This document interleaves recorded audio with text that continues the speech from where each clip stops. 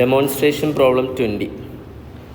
Prosperous Bank has a criterion that it will give loan to companies that have an economic value added greater than 0 for the past 3 years on an average. ഇവിടെ പറയുന്നത് എന്താണെന്ന് വെച്ചാൽ ഒരു company ഉണ്ട്, കമ്പനിയുടെ പേരെന്താണ്? പ്രോസ്പിരിയസ് bank.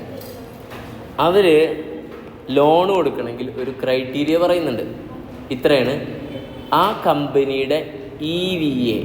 എന്താണ് EVA? EVA പറഞ്ഞാൽ ഇക്കണോമിക് വാല്യൂ ആഡഡ്, ഒരു കോൺസെപ്റ്റാണ്. ആ ഇക്കണോമിക് വാല്യൂ ആഡഡ് എന്ത് ചെയ്യണം? 0യുടെ മുകളിലാവണം. ചിലപ്പോൾ 10 ആയാൽ മതി, 1000 ആയാൽ മതി, 200 ആയാൽ മതി. അപ്പോൾ മാത്രമേ അവർക്ക് എന്ത് കൊടുക്കുള്ളൂ? ലോൺ കൊടുക്കുള്ളൂ. അപ്പോൾ അടുത്ത ചോദ്യം, നമുക്ക് ഇവരെ എന്ത് കാണേണ്ടി വരും? EVA കാണേണ്ടി വരും. എന്നിട്ട് EVA കാണാൻ അവർ കുറച്ച് ഇൻഫർമേഷൻ തന്നിട്ടുണ്ട്. Average operating income after tax equal to 25 lakh per year for the last 3 years തന്നിട്ടുണ്ട്. അഥവാ നോ പാറ്റാണ് ഓൾറെഡി ക്വസ്റ്റ്യനിൽ തന്നത്. അസറ്റ് 75 ലക്ഷം തന്നിട്ടുണ്ട്. Liability, current liability average 15. ശ്രദ്ധിക്കണം, ഇത് ഒരു വർഷത്തെ അല്ല, ലാസ്റ്റ് 3 yearsൻ്റെ നോ പാറ്റ് 3 കൂടെ ആഡ് ചെയ്ത് ഡിവൈഡഡ് ബൈ 3 അടിച്ചിട്ട് കിട്ടിയതാണ് ഇത്.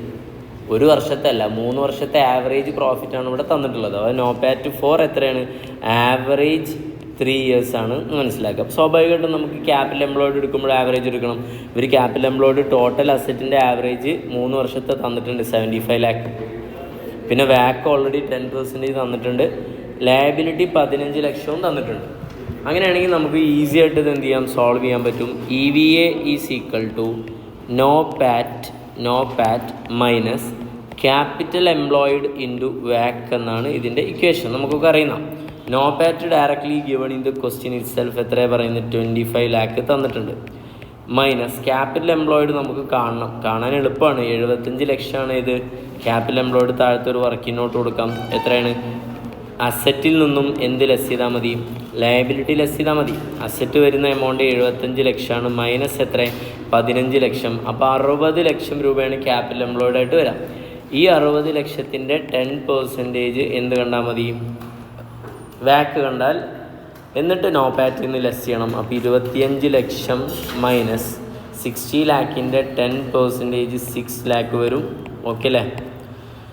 സ്വാഭാവികമായിട്ടും നമുക്കിനി വരുന്ന എമൗണ്ട് മൈനസ് 25 lakh അടിച്ചാൽ എത്ര? 19 lakh വരും. നമ്മളുടെ ഈ കമ്പനിയുടെ എമൗണ്ട് ഓഫ് EVA എന്താണ്? വളരെ വലുതാണ്. ഗ്രേറ്റർ ദാൻ ഏതാണ്? 90 lakh ആണ്. അപ്പോൾ സ്വാഭാവികമായിട്ടും ഈ കമ്പനിക്ക് എന്ത് കിട്ടും? ലോണ് കിട്ടേണ്ടതാണ് എന്നാണ് നമ്മൾ മനസ്സിലാക്കേണ്ടത്. ഓക്കെ അല്ലേ?